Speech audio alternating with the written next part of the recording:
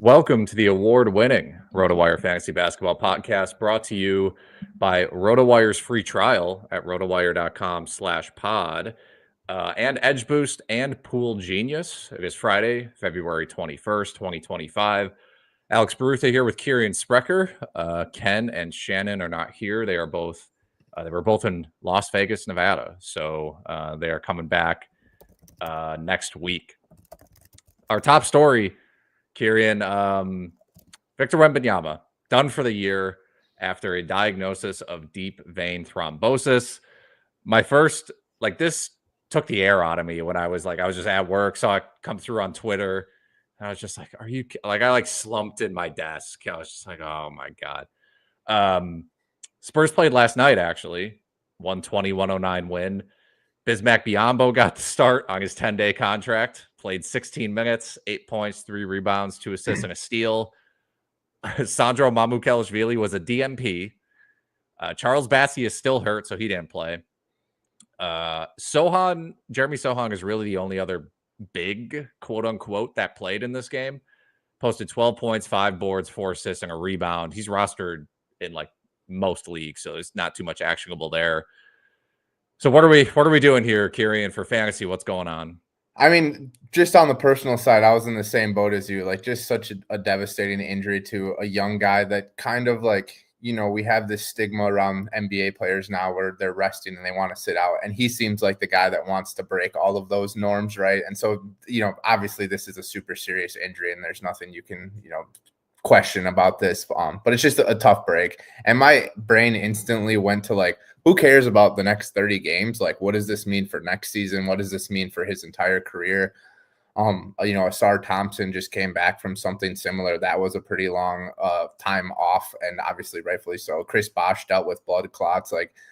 Definitely not. I'm definitely not informed enough to speculate on any of this stuff, but this is just terrible. But there are instances where players can come back and be just fine. You mentioned Sohan. I think Stephon Castle is the biggest winner here, and he's also rostered in a lot of leagues, so not a lot of actionable. You can't really make an action here, but he moved to the bench with the addition of Fox, but still continues to play well. And now he really should have a clear runway to, operate as that second option or third option behind Fox and Vassell. Castle recorded his first double-double last night over his last 16 games, 18 points, 4 boards, 3 assists, and a steal. He just does everything. And we talked about this the other day. He just makes everything look super easy. Even the dunk contest. He was almost too nonchalant during the dunk contest. For such a young guy, making things look this easy, I think he has a super high upside, and we're going to get to see that over the next couple of weeks, hopefully. Yeah, long-time listeners of the pod or people who've just been listening all year know that I've been all over saying you should roster Stephon Castle through even the bad streaks, and I liked him as rookie of the year. I'm as big of a Stephon Castle as anybody. So you're definitely right about adding him. If you're in a shallower league, I would take a look. Thank you everybody for the questions as well. I see those in the YouTube chat. We'll be answering those shortly after we finish out the rest of this news. So keep those coming. We also had Bobby Portis has been banned for 25 games for violating the league's anti-drug policy. Sounds like the story is that he just mixed up the names of 2 painkillers, took Tylenol when he was supposed to take Advil, kind of a situation. I saw some doctors on Twitter, not to be confused with Twitter doctors, saying that there's no reason that what Portis took should be on the banned substance list. Apparently it's a very minor, I don't know. NBA has their own reasons for things. Regardless, it happened. The Bucks played last night. 116-110 win over the Clippers. Kuzma played 37 minutes, posted 13 and 7. Jericho Sims got into the rotation, played 17 minutes, posted 2 boards. I'll ask you basically the same question I asked for the Wembanyama news. Is there anything really actionable here? Just to start at the beginning, you said that he mixed up the drugs. I also heard that the drug was just recently added to the ban list. I think that was part of Bobby Portis's agent's release. But also I heard that in that release, he said that Portis got the pain medication from like an assistant. Like, dude, you're an NBA athlete, you're a pro athlete, like you have access to the best medical care in the country. Like, don't take pain meds from your assistant, maybe. I don't know. He got it from some guy in a trench coat. Yeah, like and it's a mix up, sure. Like things happen, like I don't know, but it still seems like a spot that you probably could have avoided from Bobby.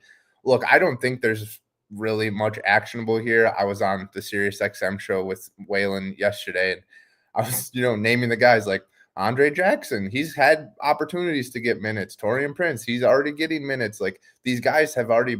Pat Connaughton going to get added to the rotation again. Like none of these names are like, oh yeah, I got to add them for fantasy. I do think similar to the Spurs and Wemby, like there's guys that are going to get boosts. This means Damian Lillard's going to have to score more. This means, Kyle Kuzma is going to have to score more. Maybe we get more Gary Trent, but like there's nothing that I'm like super confident, like, oh, Bobby Portis is out. Add this guy. It's just those stars are going to have to be relied upon more over the next couple of weeks.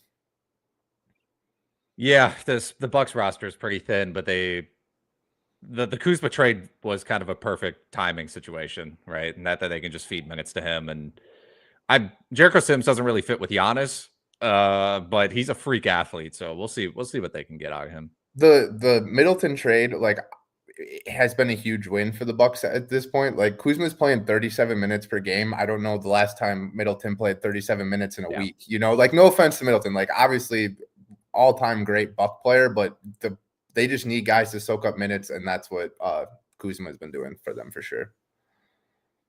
Let's see. I guess we have to talk about Joel Embiid's knee, Kieran, because after last night's 124-104 loss to the Celtics, the 76ers, Joel Embiid said the knee is still limiting him and hinted that he may need another surgery. In his 27 minutes last night, posted 15 points on 9 shots, 4 assists, 3 rebounds, and was a minus 20. As always with Embiid, I feel like the discussion in fantasy is about trades. And we get a lot of people saying, hey, should I trade Embiid? Who should I trade Embiid for? What would you take for Embiid? So I'm going to lob you a question. I didn't necessarily prep you for this. What is the situation in which you as a fantasy manager would trade for Embiid?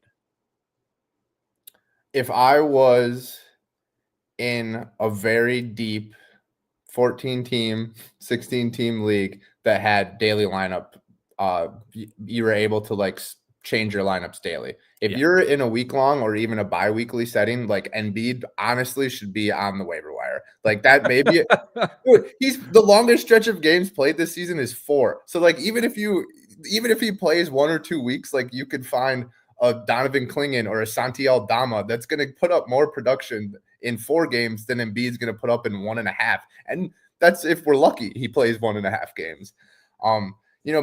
That's probably a bit dramatic. Like I just don't want to deal with it.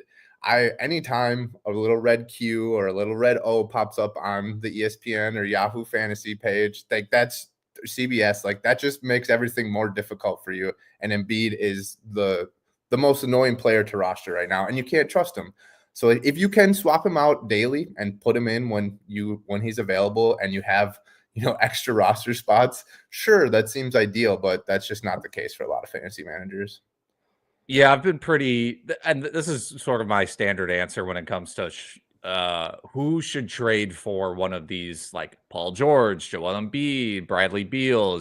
Obviously his upside is not that high. Like Markkanen, like everyone's always trying to trade off of these guys, but who should trade for these guys? Exactly like you said.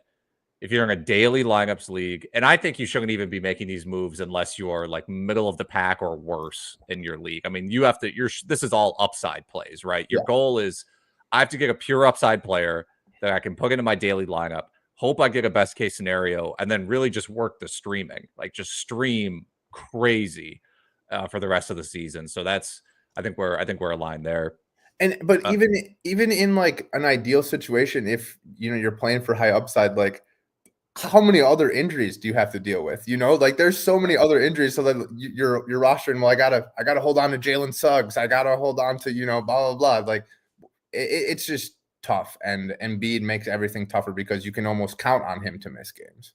Speaking of injuries, Anthony Davis will be reevaluated in 2 weeks. Saw a clip from Jason Kidd that said they have not ruled out surgery yet. Kind of crazy. This officially puts the collective into I think the worry zone. Dallas plays tonight. PJ Washington actually may come back. He's technically questionable for this game. Seems like Dwight Powell is crawling towards availability soon. He's been ruled out like 24 hours, 48 hours in advance of games, but he's officially doubtful for this game. So that's a positive in our world. Again, I ask you the same question. Is there anything here to do in fantasy, or has this situation kind of been going on for too long anyway? You know, Anthony Davis only played one game, right? So people have been adding Najee. I've been begging people to add Najee Marshall. Whether or not they've done so is a different story. Do you think there's anything really to do here, or is this just kind of like if you have Anthony Davis, do you think you're stuck with him? Because he's out for 2 weeks at least. Yeah. So who is trading for him? Yeah, absolutely. And I look at like DeAndre Ayton. Like I think Ayton is a drop if you're like desperate. Like you can't hold him right now. Like maybe if you have a playoff spot locked up and you can coast, but like if you're pushing for a playoff spot, like he might not play again this season. If Anthony Davis plays again this season, I would be surprised if he plays, a consistent stretch of games again. I would be surprised if he plays again. I wouldn't be like super surprised. Najee Marshall instantly was the first guy I go to when I heard the Anthony Davis news. The more and more I watch Dallas play, Max Christie is the guy I want to roster. 39 minutes in the last couple of games, played 30-plus minutes in 6 straight games. They're going to play a lot of small lineups. This dude is, chomping at the bit, ready to make an impression for a new team. He's the guy that I want to own. Obviously, like Kyrie's going to get a boost here. PJ Washington will get a boost when he comes back. I think Najee Marshall has shown flashes, but I think Max Christie is the highest upside player that you can roster right now in Dallas. Yeah, he's shooting a little bit above his head from 46% since debuting for Dallas. At the same time, he's played 39 minutes in back-to-back games and started. So I think there's a confidence and a workload thing that's just hard to ignore. And in fantasy, that means a lot. This is tough, man. But yeah, I mean, so that's a good point by you about like Ayton, who we're at the point in fantasy right now where you really have to know your format. Like know when your league ends, know when your playoffs start, know when the finals end if you're potentially in the finals, because personally, I don't think any fantasy league should go into April, but there are some people who maybe your fantasy playoffs start in March 15th or something. And that's when Ayton is supposed to come back at the absolute earliest. And if you're not going to make the playoffs, you just might have to drop him, which kind of sucks. But obviously, like league mates could get upset, like, oh, you're gonna allow a contender to pick Ayton up during the playoffs, and it's like, well, I'm trying to make the playoffs, man. Like you got to do whatever you can at this moment. I've been contemplating it in the stake league, Lively and Ayton.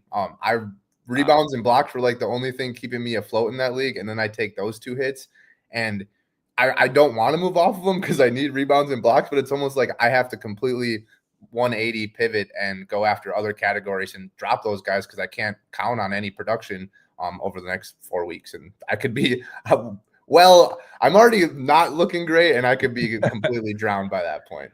Yeah, that's, I should say, like, try to trade those guys first. Like, can you get anybody, like literally any consistent fantasy player for those guys? Like, tell the entire league, I'm moving off Ayton. Send me your best offers. He's gone in 2 days. Like, whatever I get that I like, I'm moving him for, or I'm dropping him if no one offers me anything. So definitely take advantage of that. Okay, let's touch on some questions from the listeners. I accidentally pulled one up on screen while you were talking earlier, so we'll just talk about that one very quickly. Khalil Ware or Matas Buzelis, this listener is in a 9-cat league and would like to know if you have a preference rest of season between these guys. If it's 9-cat, I'm probably going Ware. I think Buzelis, as he gets more usage and more opportunity with the new look Bulls, I think those turnover numbers will probably spike on occasion. But But I really, if it was an 8 category league, this would be a lot closer for me. I think I'd still probably go Ware, but 9 cat definitely going Ware because of the turnovers. This is a lot closer than I would have thought. I think this really comes down to whether or not you need the rebounds, because Ware's usage has fallen off a cliff, like way off a cliff. So the past 9 games, he is averaging 10 points a game on 50% shooting. Like, he's just not as involved anymore, but he's still averaging 10 boards.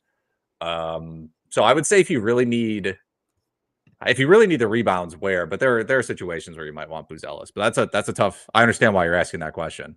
Yeah, and I wanted to go a little soft. I'm a Bulls fan. For those of you that don't tune into the Wednesday RotoWire or the podcast, and so I've been super high on Buzelis, and so I didn't want to go like too overboard there. I think he could be absolutely fantastic, but there is going to be some growing pains here in the next couple of weeks as he plays more minutes. We got a couple Scoot Henderson questions. So we have Mr. C is wondering, Scoot Henderson or Russell Westbrook rest of season, and then Obi Thompson is asking, would you drop Io DeSunmu to get Scoot or Kris Dunn? I will say I looked up DeSunmu's numbers as we were doing the pod. He's definitely fallen off a bit. I am not too worried about him, but he's always been one of those guys who it feels like he can never actually reach the ceiling. Like, the ceiling feels so like it's right there. He can never grab it. So I don't know. I guess broadly speaking, how do you feel about Scoot the rest of the year? I feel good. I feel like he has moments where he shows that he was worthy of being drafted where he was, and then there's other moments where it's like why? Where's the consistency? Where's we were talking about the other day where it's like sometimes he shoots really well from 3, sometimes he's horrible from 3, sometimes he dishes out well. Like, there's not one part of his game that is like consistent right now. But I think the only reason I wouldn't want Scoot out of these 3 is if I'm worried about him being benched during tanking season. AO just got shifted to the bench, so we'll see what happens with the Bulls moving forward. AO was a super hot commodity, but he's really only valuable in standard fantasy leagues when he's playing that 35-minute role, and when he's playing that 26 to 28, it's super sporadic. And Kris Dunn, I know he has the 6 steals, and I know steals can be tantalizing at some points, but the production just is not consistently there. I would probably go Scoot, AO, Kris Dunn, and then if you're worried about Trailblazers, just stick with AO over Scoot. Yeah, and I feel like it has flown under the radar a bit that Westbrook is back. Too. Westbrook's been really good this year. I don't really know how to dance around it. Westbrook's been a top 100 player in I would take. Yeah, I forgot about the first question and what I would. Oh, you're good. But I would definitely take Westbrook over Scoot at this point. Christian Braun played really well in the starting lineup when Westbrook was out, but Westbrook was doing a lot of things before his injury, and I expect him to get back to that role. We got 2 Nick Richards questions. First by Alan, what's happening with Nick Richards? And then followed up by Christian, is Nick Richards a drop? So I ask you, Kieran, what is going on with Nick Richards? Is he a drop? I mean, 9 minutes last night, 1 foul, so it wasn't foul trouble or anything. I understand this is the same thing with Nurkic, right? This is what happens with this team. You play being a center on a team with Devin Booker and Kevin Durant is hard. If you need rebounds, you just got to stick with him. He's going to get 15 rebounds at least once a week, and that goes a long way. Obviously, if there's better options out there, go ahead. If I'm saying Bull or Nick Richards, that's a toss up. I'm probably going Bull just because 3 points and blocks is so rare. But neither of these guys is a must add or I have to keep on to him. If there's a better option out there, go get it for sure. Yeah, we know Budenholzer likes his centers that can shoot threes. I wonder if they called the Bucks about Lopez. I'd be interested to know that. But yeah, last night Royce O'Neal played 36 minutes, played really well. I think that was part of it. Like O'Neal was in there doing a lot of work, and Bol got 10 minutes, and Plumlee got 17 minutes, and they were playing the Spurs, who don't have a center right now. So yeah, I don't think you have to hold Nick Richards. Like I don't think I would go as far as to say like you have to drop Nick Richards. Like you must get this guy off your roster and pick up anybody else. But I don't think I would hesitate if you feel like there's somebody on the waiver wire that you really like. Yeah, that's really, the only reason you like need to hold him is if you're in a battle for rebounds. If you're in a spot where you're comfortable with your rebounds, you can probably feel happier or less worse about moving on from him. Okay, some other questions here. We got two Pelicans related questions. One of them from JP, who asked, he also asked if Charles Bassey in San Antonio is an ad, but we'll talk about that later. He asked about Carlo Makovich in New Orleans, and then Galahad is asking, with Javonte Green gone in New Orleans, do you see Kelly Olynyk playing 20-plus minutes for the Pelicans rest of season? Their other center options are Makovich and Jeremiah Robinson-Earl. So how do you feel about that center rotation now that Yves Missi is dealing with a hyperextended knee and his timetable's kind of unclear? Yeah, I mean, I think Kelly Olynyk is the guy over Carlo and Robinson-Earl. I think, Olynyk has proven when he gets those minutes, he can put up strong fantasy production. But again, he is a much better player in those lineups where you can change them daily, because you can't always count on him to play those heavy minutes, and he might rest on back-to-backs because he is a veteran. I think Olynyk is definitely like rest of season. That's where I get hesitant in that. Like, yes, I think Kelly Olynyk will play 20-plus minutes on occasion for the Pelicans the rest of the season. Like, you add that in there. So you just got to play it smart and stay on top of it. If Missy misses time, follow the injury report, follow all that stuff. And Olynyk can be valuable for sure. Okay, we'll do one more because we gotta get to our waiver wire section, but we appreciate all the questions. They're great as always. I'm gonna highlight this one because before we do this podcast every day, or every Friday, I look through the headlines on ESPN and Yahoo and NBA.com, make sure I didn't miss anything. Nothing about Jabari Smith, who is a starter on one of the best teams in the West. He's coming back tonight. He's going to play. So ICE asks, Jabari Smith is back soon, and by soon he means now. Would you recommend adding Jabari Smith rest of season? I have an opinion about this, which is I think that he is going to have to earn his minutes back. But I want to know how you feel about this, Kirian. Yeah, I mean, so when you say would you recommend to add for rest of season, I would assume that you're in a pretty shallow league if he was dropped. Because he wasn't a fantastic performer before he was injured, but he was, around the top 100, and he was a top 100, player ahead of draft. So I feel like unless you're in if you're in a 10-team league, he was probably dropped. And that's the case. I don't think he's going to come back and be a top 75, top 70 player.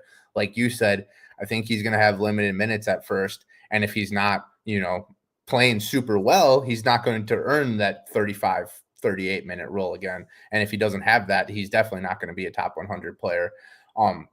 It's interesting. I've been super hyped about Amen Thompson.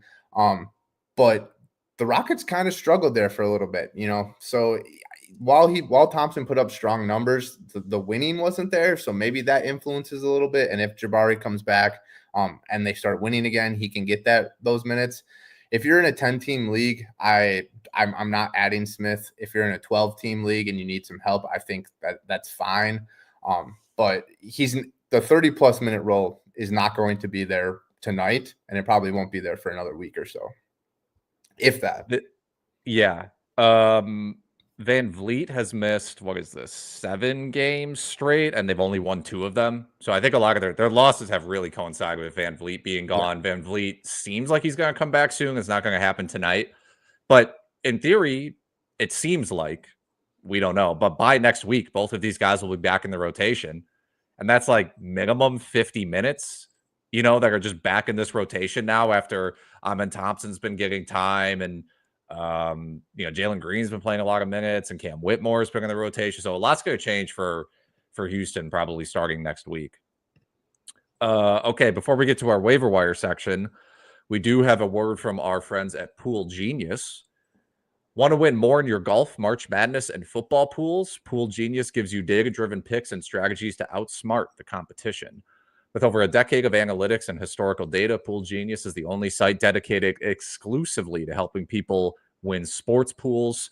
With PoolGenius, users winning 3 times more often than expected. RotoWire listeners get exclusive offers. Visit PoolGenius.com/RotoWire for up to 55% off, or start a 4-day free trial. That is PoolGenius.com/RotoWire. Okay, Kieran, it is time for the waiver wire.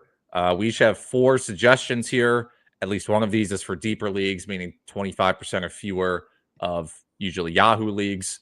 It is a busy week. Next week, the week of February 24th, every team plays either 4 or 3 times.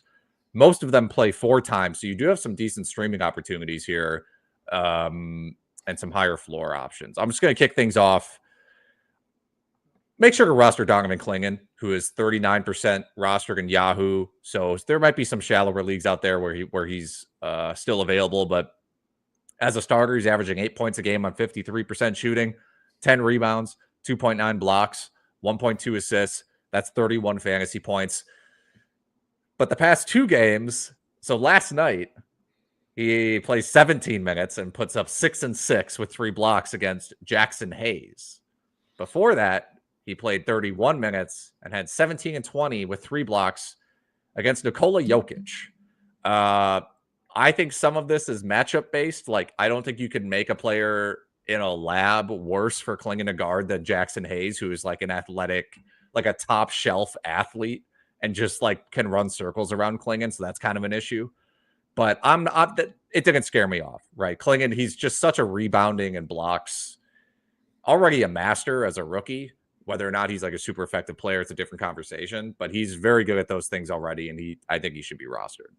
Yeah, absolutely. I think the minutes, when he's gotten minutes, the production has been there, and now he's going to get the minutes.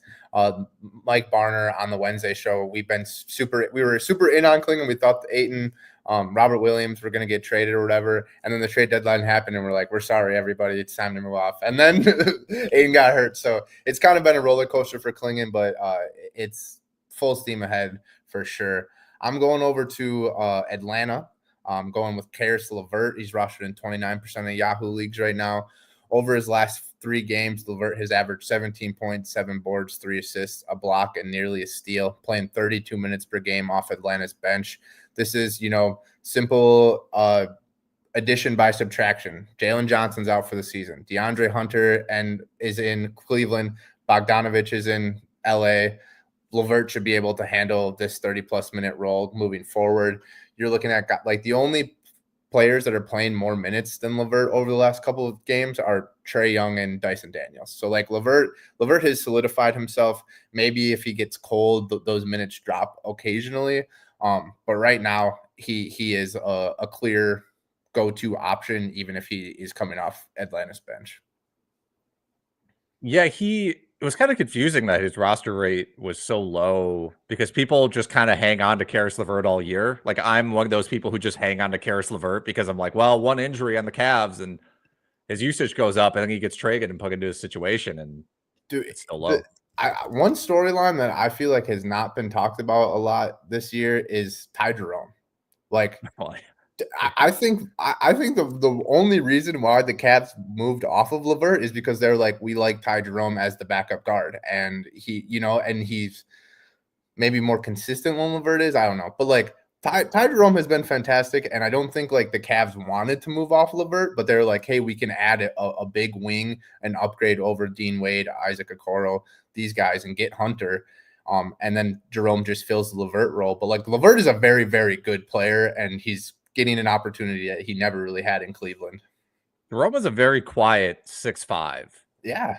So like he can play on the wing a little bit if you have to. I ju- I just clicked his per minute fantasy value, which is 15th in the entire NBA in 8 cat. He's been amazing, man. It's kind of ridiculous. He's their McConnell, Yep. not to typecast him too much, but he's like a souped up TJ McConnell. Yeah, that can shoot. Like, Right. Okay, my second waiver wire suggestion. I'll keep this one quick because we kind of know the story here. Jose Alvarado, New Orleans Pelicans, 28% rostered. Past 6 games, 13 points, 6 assists, 1.5 steals. It's 30 fantasy points. DeJounte Murray's done for the year. This team is going to probably enter the tank sooner than later. Who knows how much McCollum's going to play down the stretch, right? So the minutes should be there for Alvarado and then potentially more usage. Not that he's necessarily a scorer, but everything helps. And we've seen him do it earlier in the year. So 28% rostered. He should be available in plenty of leagues if you need the assists and the steals. Yep, absolutely agreed. I'm going with Quentin Grimes. He's got a new role, another player that was traded at the deadline. After missing 2 games at the beginning of February, Grimes has played at least 28 minutes in 5 straight, averaging 16 points, 6 boards, 3.5 assists, and 1.5 steals plus blocks. He hasn't even really caught fire from deep yet, which I would argue is probably the best part of his overall offensive repertoire, right? He's only shooting 31% during that 5-game stretch. So you can kind of anticipate an uptick there. And it's also encouraging that like he's getting those minutes even when his shot isn't falling. And then the other part of this is all that like Maxey, Oubre, George, and Embiid have all played. They haven't all played every game. There's a little caveat there. But they all have been playing during this stretch. So you don't really need to worry about Grimes' role changing too much. And he can even get a boost on the days when those 4 guys are sitting or, one of them sitting. And yes, and can you expect Paul George and Joel Embiid to, right? Yeah. This is not one of those other teams where you're like, well, what if Giannis sits a bunch of games? No, it's like we're talking about Paul George and Joel Embiid. So it's okay to be like, hey, you should add Grimes because he has upside when these guys are out. Totally fine to say in this case. My next suggestion, Cole Anthony for the Orlando Magic, 13% rostered. I feel like there's been hesitation to add him because it seemed like, oh, Suggs might be back soon-ish, and so people are kind of hesitant to add Cole because he was not in the rotation and he's kind of one-dimensional. But I mean, Suggs is not taking contact in practice yet, so I mean, he's got to be at least a week away. So I think if you add Cole Anthony, you'll get at least a week of production out of him. Now, Orlando's on a 3-game week, so it's more of a deeper league thing, but past 9 games for Cole Anthony, 15 points on 50% from the field, making 2 threes a game, 3 rebounds, 3 assists, 2 stocks. It's 27 fantasy points in all. And I just think 13% is just too low for someone where efficient points and stocks production, kind of a weird combination, but getting a lot of usage with Suggs out. Yeah, I feel like a lot of people were like, this update about Suggs returning or he's running again is like a positive update. I'm like, that's like bare minimum, like, so yes. We'll see about that. I will throw in, like, if you followed Suggs in Gonzaga and whatever, like, he's a football player. He state champion high school football player. He's tough. He's going to play through injuries. So there is that stigma around him. I think he will come back sooner than later, but like you said, at least a week if he's not taking contact yet. So Cole Anthony should continue to have that role for at least a week. Who is your next suggestion? I'm going with Nick Smith in Charlotte. Nick Smith Jr. over his last 8 games, 16 points, 3 assists, 2 boards. Shooting splits have been fantastic, 48, 41, 90. Brandon Miller and Trey Mann are out for the season. Vasa Micic is in Phoenix, not really playing. Who knows what's going to happen to LaMelo? I think Nick Smith, rostered in 13% of Yahoo leagues right now, just needs to be rostered in more leagues. He has he's playing well, and he has a clear path to even more minutes if things break his way. I think he's a solid add for the stretch run.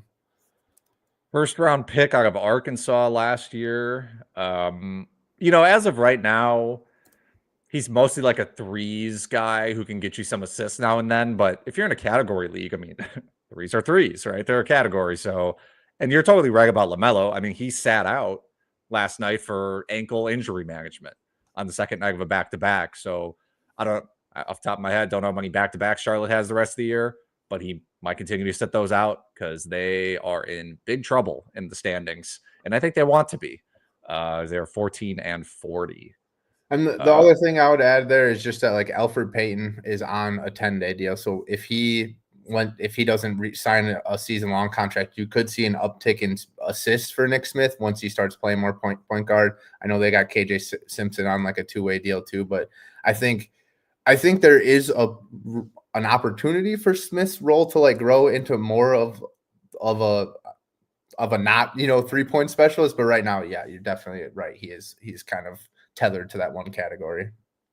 My final suggestion, Kris Dunn, one of my favorite deep league ads pretty much every season. At this point, I feel like I have my guys that if I'm in a deep league, like a 16 or an 8 team, I'm like, you know what? Maybe I'll add Kris Dunn. Maybe I'll add Day'Ron Sharpe just every year. 6 steals last night for Kris Dunn, of course. Seems to be coming back into favor a little bit with Ty Lue. There was a point where Dunn had it felt like he was slipping out of the rotation, started seeing minutes in like the mid to low teens. But past 6 games, he's been more involved, averaging 5 points, 5 rebounds, 5 assists, 3.3 steals in 25 minutes per game for 28 fantasy points. If you are in a category league and you are punting turnovers and points, Kris Dunn has been the 24th ranked player during this 6-game stretch. It's just the steals are a ridiculous category. If you can find a guy who's really good in that. So I don't know, because they added Bogdanovich and they added Ben Simmons, and Kawhi was out, or Norman Powell was out last night. So there's a lot of moving parts. But he had started to see more minutes before all of that happened and when there were guys available. So again, he's 4% rostered. If you're in a 20-teamer, if you're in a 16-teamer, you need those steals. I'm completely fine giving this a shot. So you're 100% right about everything. I'm probably a little jaded because I added him in Stake League earlier this season and it did not turn out well. So just for a little background, from November 13th to December 23rd, that was a 19-game stretch for the Clippers. It was bad. No, it was good. It was good, and then it got bad. Yeah. Dunn averaged 2.3 steals per game during that stretch, and I was like, all right, I kind of need a boost in steals. There's not much offensive production. He scored double digits 4 times during that stretch. Maybe he had some assists. So I was like, okay, we're adding Kris Dunn. Over the next 12 games, he averaged less than a steal per game, like 0.8 steals per game. He scored 0 3 times during that stretch. He scored in double digits only once during that stretch. So yes, right now, Kris Dunn, he's almost a must add. He's averaging 3.3 steals over the last 6 games, 6 steals yesterday, 5 steals a couple days or before the All-Star break. You have to add this type of production, but I'm just saying, big warning label. Production tends to fluctuate, and steals are one of those main categories where, yes, you can see the 6 and the 5 and the 4, but you want that guy on your roster when those happen. You don't want that guy on your roster when those zeros drop. That's what happened to me earlier this season with Kris Dunn. Might happen again, but you can't argue with 69 minutes over the last 2 games. Yeah, as someone who I really enjoy, we do our best bets article, and I really enjoy steals and blocks props. But this is stuff that happens once or twice a game. This is all of the possessions in a basketball game. We're talking about something that for elite players happens twice. So the variance on this is crazy, and a lot of it's matchup dependent. There are teams like the Lakers who are allowing 10 steals a game to their opponents, and then there are teams like the Pacers who are allowing 6. So the variance in these guys' stats are out of control. But I will. Not to digress too much, but also I would really push for if you tip the ball, you get half a steal. If you corral the ball, you get half a steal. If you tip it and corral it, you get the full steal. So many times, you're watching a game and you're like, oh, my fantasy guy, Jalen Suggs just got 3 steals. And then you look back and you're like, oh, he only has 1. And then sometimes you watch it and you're like, oh, my guy doesn't have any. And all of a sudden he has 3. And you're like, what? Who's doing this stat watching? This is we're risking going into a really deep dive here. I also, first of all, I agree with you. Second of all, I think that if you pass to a guy and he gets fouled and he makes both of his free throws, you should get the assist. I'm totally fair for that too. But I've also seen some of these Twitter highlight reels of, Trae Young assists where he passes it and then someone takes 5 dribbles and dunks it and he's still getting credit.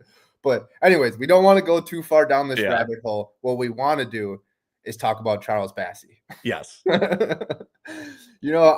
We started the show off with it. Wemby's done for the season. Absolutely brutal. Bismack Biyombo started last night. Biyombo's on a 10-day deal. I believe it is expiring today, so he's going to have to sign another one if he's going to keep playing. But I'm assuming that he'll sign another one. Bassey is dealing with the foot injury right now. He's missed time, but I feel like eventually he's going to have to be thrown into the mix, especially if Biyombo's, when Biyombo's 10-day deals are up.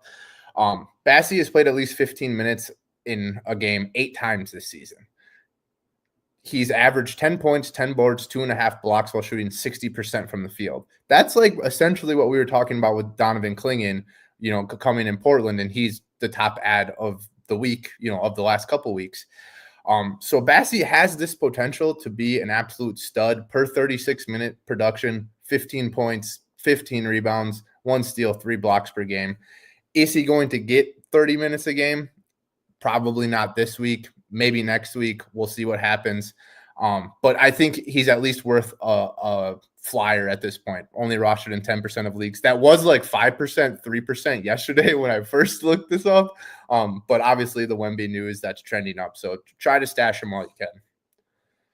One of the better per minute fantasy players we have in the NBA has actually never played 30 minutes in a game in his career. I'm looking this up.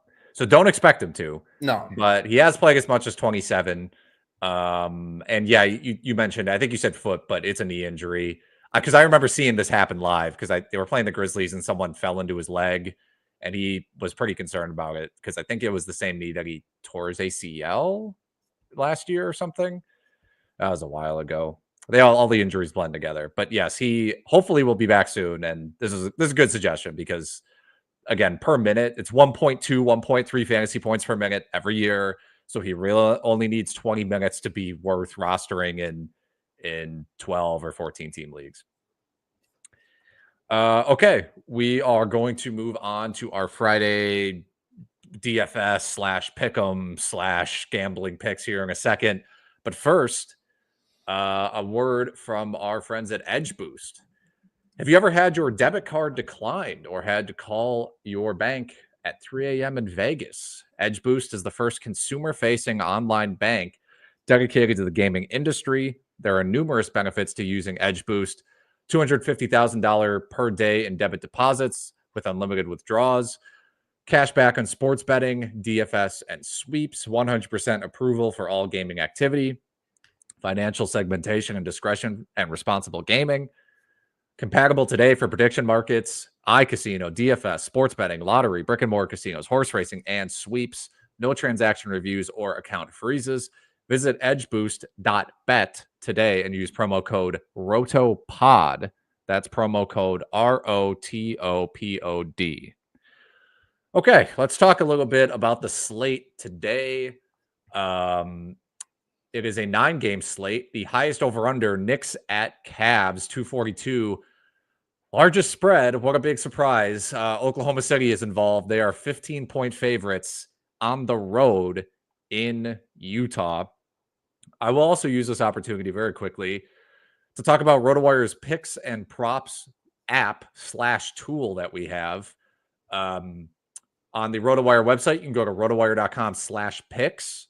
And you will see our RotoWire picks tool where we have, you can see, for players playing today, for example, like Donovan Mitchell, we have our projections. We'll show you what his lines are at all the pick'em sites, all the sports books.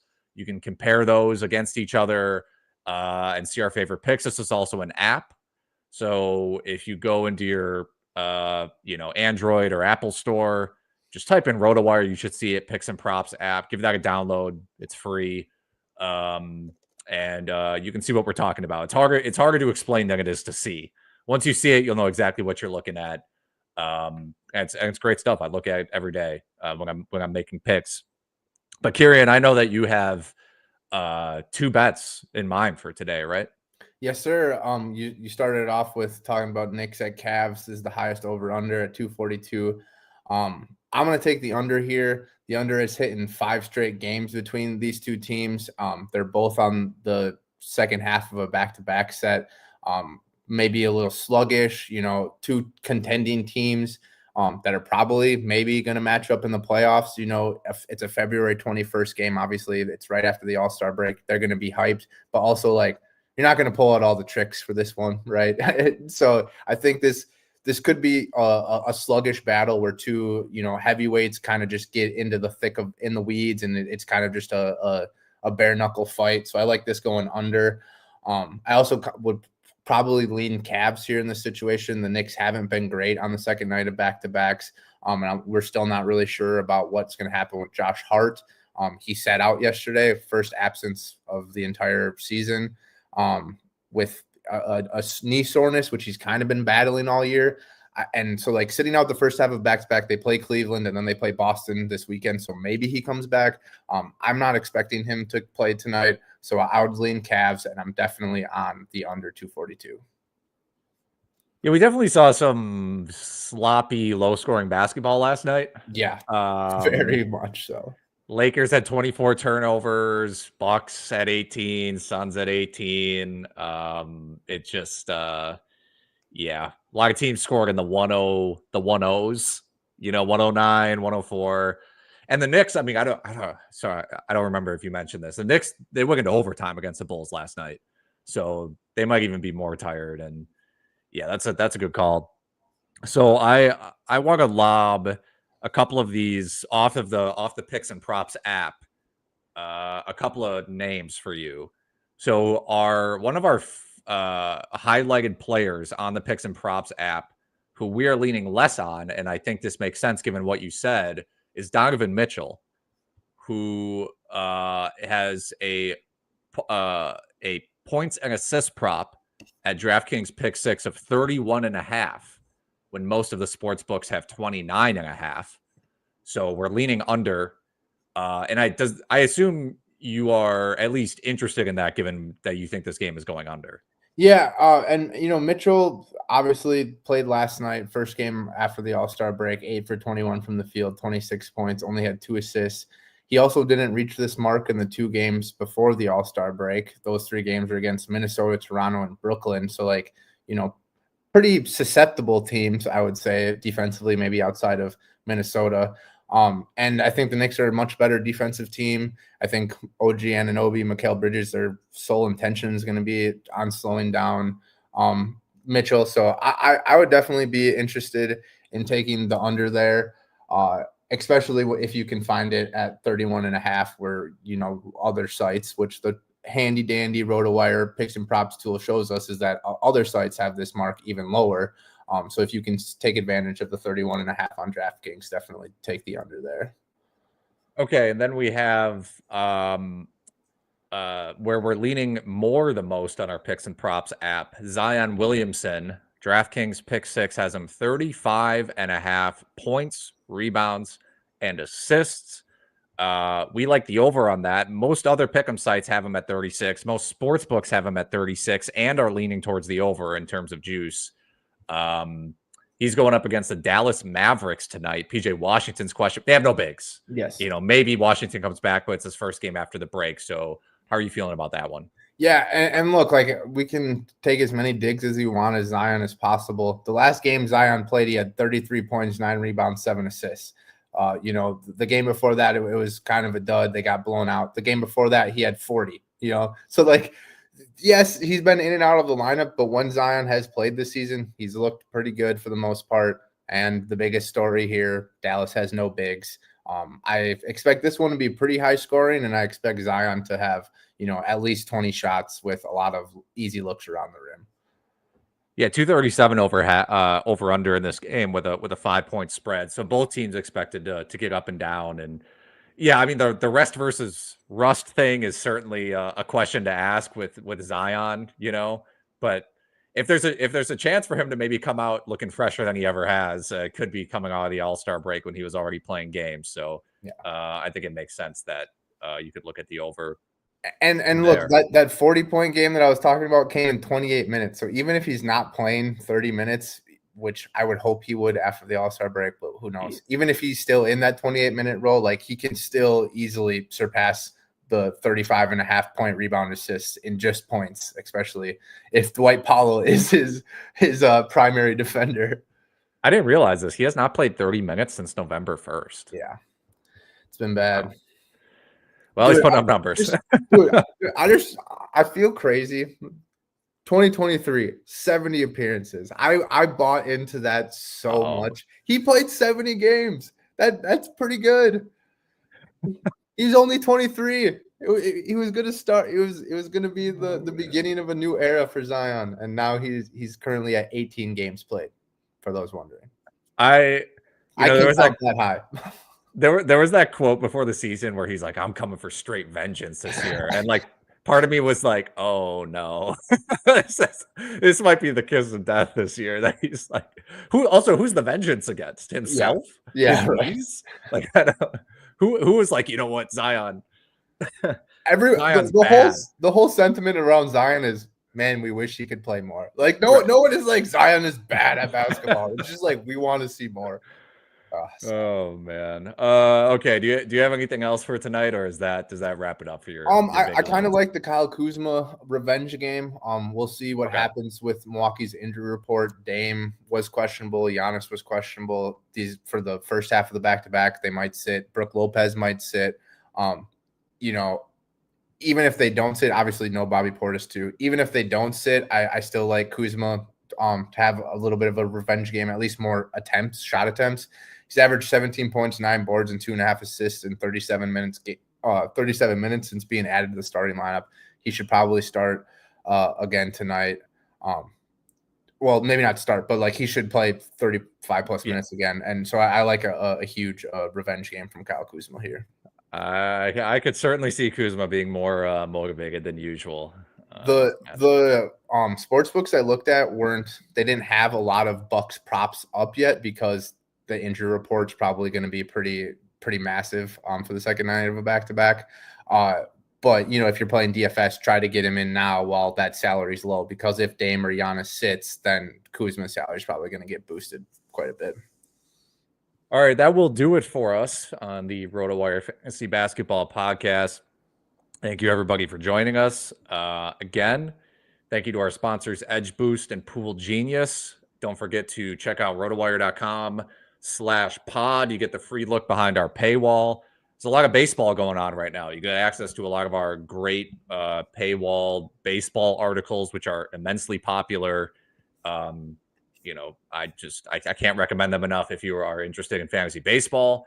And then again, rotowire.com/picks, but you can also go to your Android or iPhone, whatever phone you have, go into the App Store and just type in RotoWire and just install. We would appreciate that. And any feedback on those is appreciated. That will do it for us. Thank you, everybody. And we will talk next week.